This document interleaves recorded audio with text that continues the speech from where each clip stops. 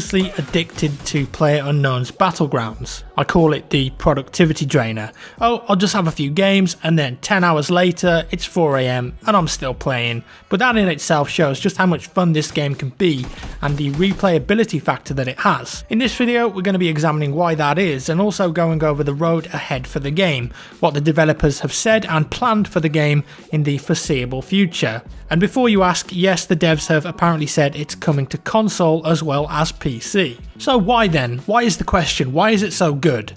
Well, first off, it's got a simple premise. I just love the idea of Battle Royale games for a start, and when H1Z1BR first came out, I played that a lot, but nothing compares to how much I'm playing Battlegrounds at the moment. The gunplay is a huge plus for me.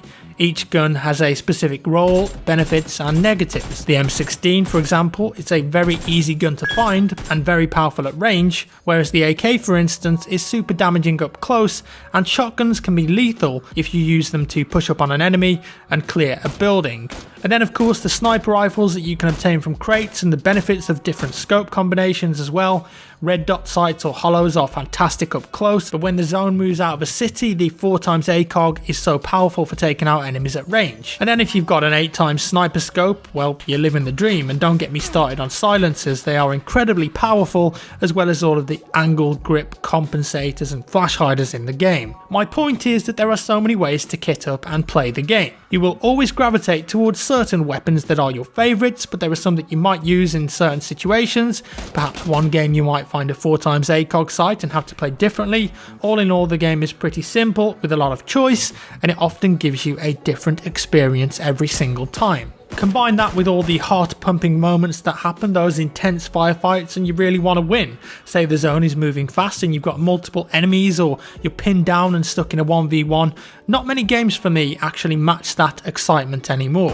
What's even more impressive though is that it's only just hit early access, but even then there's still a long road ahead. Sure, it's fun right now and the core gameplay is very good, it's a good start, but it still needs a lot of improvements and updates, but thankfully the developers are more than happy to share exactly what they want to achieve and the timeline for it. If they stick to their plans, I have to say so far they seem to be doing that, then this game will be genuinely brilliant when it comes to full release. The first thing, and probably the one that most people will notice, will be performance improvements, and over the next few months that's going to be a huge priority for the dev team. I get pretty good FPS in the game. I'd say I average around 100 in most areas, but like everyone else, when I look into a city or I'm close by to a big town, then the FPS can get pretty nasty, and that's the one main thing that they want to address here. They want to reduce the overload on the CPU and ensure that the GPU performance is at max capacity, so that when you're around a city you get the performance that you expect and good FPS for those intense gunfights.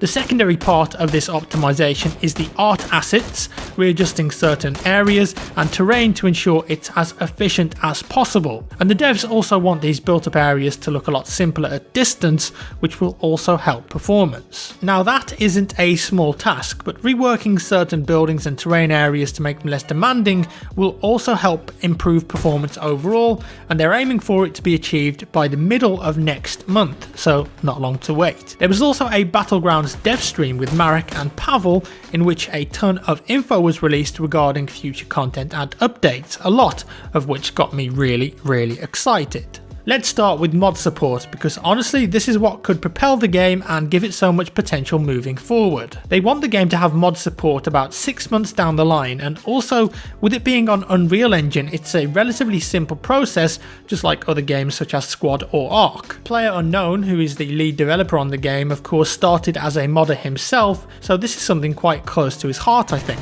But rest assured, mods will run on separate servers and they won't be looking at making it available until after they're satisfied with where the game optimization's at. And talking of waiting until the game is right, when the game is finalised on PC, as I said at the start, it will be coming out on console, and if that was to happen, I could see this being a massive hit on console. The amount of comments I've seen on my Battlegrounds videos from console players saying, why isn't this on Xbox or PS4, or tweets I've been getting, just loads. Yes, hopefully, fingers crossed, it will be coming for you console players as well. Now right now your in-game ranking is based on an ELO system. You start with around 1200 points and then kills are worth 20% and win points are worth 100%.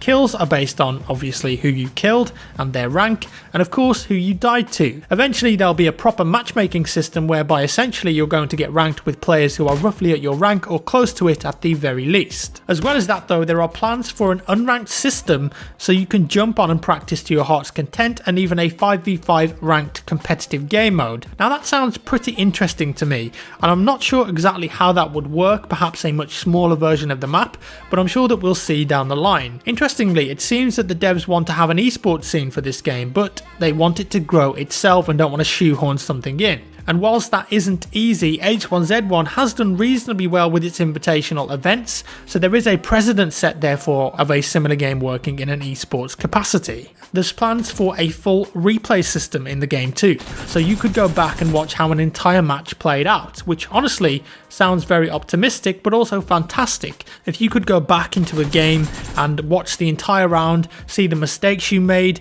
see where someone was hiding, how they snuck up on you, how other people play the game, that would be incredible. And I hope this does make its way into the game, but as you can imagine, this has no ETA just yet, and it's something that they want to add down the line. You can also expect a hardcore first person mode to be introduced with a slightly reduced UI and no crosshairs, and honestly I think I could see myself playing that a lot. I really want a first person only mode in this game because I think it could be fantastic, offer a different experience, and just be even more tense than the game already is. You've really got to think about your situational awareness in first person only. Having said that, it would be nice to have some FOV tweaks because the current FOV in first person is pretty bad, and I'm not sure how much I could handle that for an entire game, but the devs have said that yes, they are adding a field of view slider.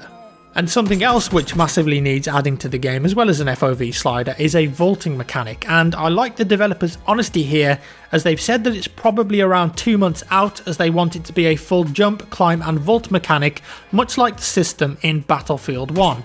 It certainly needs some tweaks to the jumping, which will come when the full system is in place. What about the attachments to the guns in the game? Well, right now the compensator reduces vertical recoil of a gun, the flash hider changes the muzzle light and particle effect, and the suppressor of course reduces sound but also makes a small change in random spread. The vertical foregrip reduces horizontal recoil by a large amount, and the angled foregrip reduces both horizontal and vertical by a smaller amount. Speaking of weapons, they also plan to improve the UMP because they believe it's too weak, and to be fair, they're probably right. Against armoured opponents, I'm pretty sure that most people would rather have a rifle, so the UMP is kind of insignificant right now. Other than that, expect new maps. One is already being worked on. Excellent. And new vehicles, a motorbike and also a dual carriage motorbike are in the works, as well as improvements to current vehicle physics. Also, the plan is to have more destruction in the game, much like they currently have on the doors, but it needs to wait until the optimization is in a better place because of course the destruction kind of messes with that. And lastly for today's video, a quick fire of other planned features that I thought you guys might be interested in. Rangefinders and binoculars are planned. You'll be able to use medkits and stims eventually while in a car. FOV slider, which I've mentioned, will also have an introduction, but don't expect a rejoin mechanic in the game if you lag out or crash, because they think that at the moment it's just not possible. The bleeding meter is meant to stop when you start to revive someone, but it's currently bugged out and that will be fixed. Map markers that you can currently put down are only visible to yourself, but eventually they will be visible by your partner, and if you're playing squads, of course your entire squad. Streamer specific features will also be making their way into the game, but no word just yet on what they will be, and also expect that player stats will be wiped when the final release of the game happens. At the moment it's selling like crazy on Steam, but remember it's still in early access. Overall, there are a ton of incredibly good changes in here, and I have to admit some optimistic ones, and while there have been many examples of early access games maybe staying in early access for far too long and not living up to their hype or sticking to what they say, we can only go on what we've seen so far, and in my opinion so far the updates for Battlegrounds have been very good, and the communication from the developer team with what's being worked on has also been really impressive. I've got very high hopes for this game, and I think a lot of other people do, considering how popular it currently is on Steam and Twitch. If the dev team achieve what they've set out to and keep all of their promises, then Battlegrounds will be one of the most popular games around in 12 months time, even more than it is so at the moment. And that's all for today, guys. I hope you enjoyed this one. If you did, give me a thumbs up, subscribe for more Battlegrounds videos, and I'll see you in the next one.